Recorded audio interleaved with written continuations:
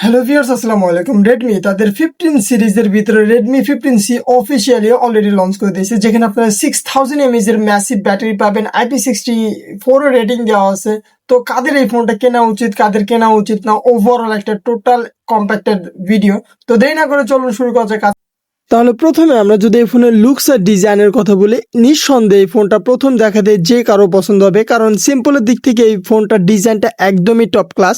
দেন যদি এই ফোন আমরা পোর্টস অ্যান্ড বাটনের কথা বলি, নিচের দিকে আপনার স্পিকার গ্রিল দেখতে পারবেন, টাইপ সি পোর্ট দেওয়া আছে, ইভেন মাইক্রোফোন দেওয়া আছে এবং 3.5 mm জ্যাকটাও পেয়ে যাবেন। এবং রাইট সাইডে আপনারা ভলিউম বাটন দেখতে পাবেন এবং পাওয়ার বাটন পাওয়ার ফিঙ্গারপ্রিন্ট বাটনটা দেখতে পাবেন। আর আপার সাইডে কিছু নেই, ক্লিয়ার কাট। আর লেফট সাইডে আপনারা হচ্ছে সিম ইজেক্টর দেখতে পাবেন, যেখানে আপনারা দুইটা সিম ইউজ করতে পারবেন, এক্সট্রা মেমোরি কার্ডও ইউজ করা যায়। ওভারঅল বলতে গেলে এই ফোনের মেইন ক্যামেরা হচ্ছে 50 মেগাপিক্সেল, দেন একটা 2 মেগাপিক্সেলের ডেপ দেওয়া আছে, যেটা আবার কোনো কাজের না। আর সেলফি ক্যামেরা হিসেবে দেওয়া আছে 8 মেগাপিক্সেল সেলফি ক্যামেরা। ওভারঅল এখানে আপনারা 1080p 30fps পর্যন্ত শ্যুট করা যায়। দেন যদি আমরা এই ফোনের ব্যাটারির কথা বলি, 6000 mAh এর ম্যাসিভ ব্যাটারি দেওয়া আছে, যেখানে আপনারা 33 ওয়াটের চার্জার পেয়ে যাবেন। যারা অনেক লং টাইম মানে দীর্ঘ টাইম ধরে আপনি ফোনটা ইউজ করতে চাইতেছেন, যে আপনার ফোনটা একদিন জানে অনায়াসে এক চার্জে চলে যায়, তাদের জন্য এই ফোনটা বা এই ব্যাটারি ব্যাকআপটা একদমই উপযোগী। সো এই ফোনটা যেহেতু ব্যাটারি 6000 mAh, সো বড়সড় ব্যাটারি, তো এই ফোনটার ওজনও কিন্তু অনেক বেশি, 205 গ্রাম। মানে বুঝতেছেন একটা হেভি টাইপের ফোন। টোটালি বিল কোয়ালিটি প্লাস্টিক দিয়ে তৈরি। প্লাস্টিক দিয়ে তৈরি হওয়া সত্ত্বেও ফোনটা দেখতে অ্যাকচুয়ালি গুড।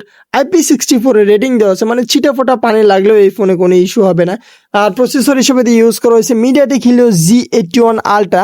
মানে আপনারা 2D গেমগুলো ভালোভাবে খেলতে পারলেও, যারা ফ্রি ফায়ার বা পাবজি গেম খেলেন, তারা স্মুথ সেটিংয়ে অর্থাৎ নর্মাল সেটিংয়ে খেলতে পারবেন।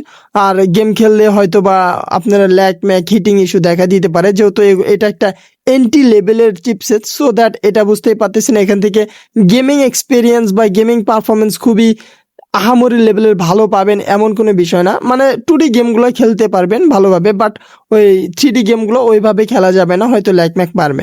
দেন যদি আমরা এই ফোনের ডিসপ্লের দিকে তাকাই, 6.9 ইঞ্চির এইচডি প্লাস রেজুলেশনের IPS LCD ডিসপ্লে ইউজ করা হয়েছে, যেখানে আপনারা 120 হার্টজের রিফ্রেশ রেট দেখতে পারবেন, 500 নিট পিক ব্রাইটনেস। ওভারঅল আপনারা ডে লাইটে গেলে হয়তো একটু প্যারায় পড়তে পারেন।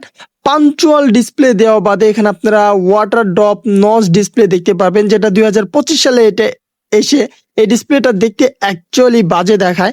দেন যদি এখন আমরা চিন বেজেলের কথা বলি, অন্যান্য দিকে চিন বেজেল পাতলা বা অ্যাভারেজ থাকলেও নিচের যে চিন বেজেল এটা অনেক মোটা, যেটা আসলে দেখতে বিরক্তিকর এবং দেখতে বাজেও দেখায়। আর এই ফোনের প্রোটেকশন হিসেবে ইউজ করা হয়েছে Corning Gorilla Glass V3 protection, which is really actually good. আর ফিঙ্গারপ্রিন্ট সেন্সর পাবেন পাওয়ার বাটনের সাথে, আর ফেস লক তো পেয়ে যেতেছেন সিকিউরিটি হিসেবে।